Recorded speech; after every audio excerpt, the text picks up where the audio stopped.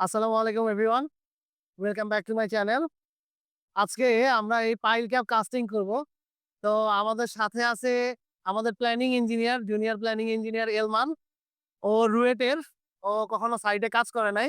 ও planning এ কাজ করে। তো সাইটে ও ১ম আসছে।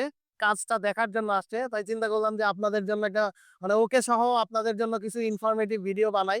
যাতে করে সবাই এটা থেকে উপকৃত হতে পারবে। আমাদের যে পাইল ক্যাপটা, এই পাইল ক্যাপের ডাইমেনশন নিয়ে কথা বলি। এটার লম্বা দিকে আছে হচ্ছে ১১ মিটার ৮০০। এই যে লং ডিরেকশন যেদিকে দেখতে পারতেছেন।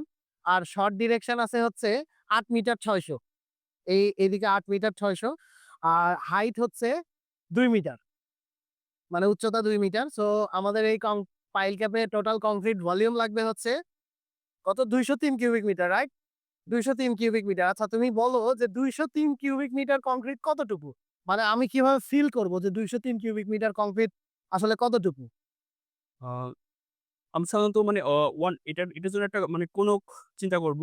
একটা কোনকের জন্য ১ মিটার এবং হচ্ছে ১ মিটার হাইট, ১ মিটার লেংথ এবং হচ্ছে ১ মিটার এটা হচ্ছে উচ্চতা হাইট যেটা। দৈর্ঘ্য, প্রস্থ আর উচ্চতার একটা ঘনক চিন্তা করব আমরা। এটা যদি চিন্তা করি এরকম ২০৩ মিটার কিউবের জন্য আমরা ২০৩ টা এরকম ঘনক চিন্তা করব। হ্যাঁ, এক্সাক্টলি। মানে ও যেটা বলতে চাচ্ছে সেটা হচ্ছে যে আমাদের পাইল ক্যাপে আমরা যদি একটা ঘনক চিন্তা করি যে একটা কিউব আরকি যেটার দৈর্ঘ্য, প্রস্থ এবং উচ্চতা ১ মিটার।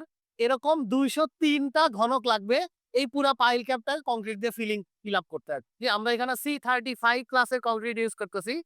রিইনফোর্সমেন্ট এর ডিটেইলটা আমাদের টপ বটম ২ টাতেই 32 রড ইউজ করতেছি।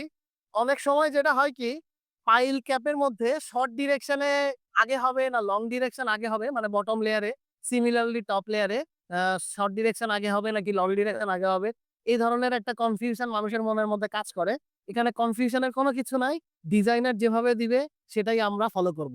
শর্ট ডিরেকশনে হতে পারে আউটার লেয়ারটা, লং ডিরেকশনে হতে পারে।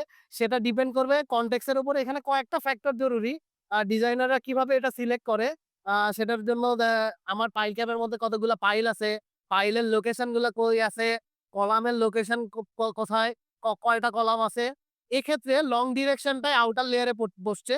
এই যে যদি আমরা নিচের দিকে দেখি, এই ডিরেকশনটা হচ্ছে এই পাইল ক্যাপের লং ডিরেকশন আমাকে দেখান। এই ডিরেকশনটাই হচ্ছে পাইল ক্যাপের লং ডিরেকশন। এই লং ডিরেকশনটাই আউটার লেয়ারে আছে। আউটার লেয়ারে এভাবে ১৫০ স্পেসিং এ আমরা ইকুয়াল স্পেসিং এ রডগুলা ফালাই গেছি। এরপরে আমরা শর্ট ডিরেকশনে যে রডটা সেম বটমে ১৫০ স্পেসিং এ এদিকে ফালায় গেছি এবং এখানে একটা এক্সট্রা টপ লেয়ার আছে। অনেকেই এখানে যেটা করে কি একদমই বটমের যে আউটার লেয়ারটাকে মেইন বার বলে এবং আ বাকিগুলাকে ডিস্ট্রিবিউশন বার বলে বা বাইন্ডার বলে।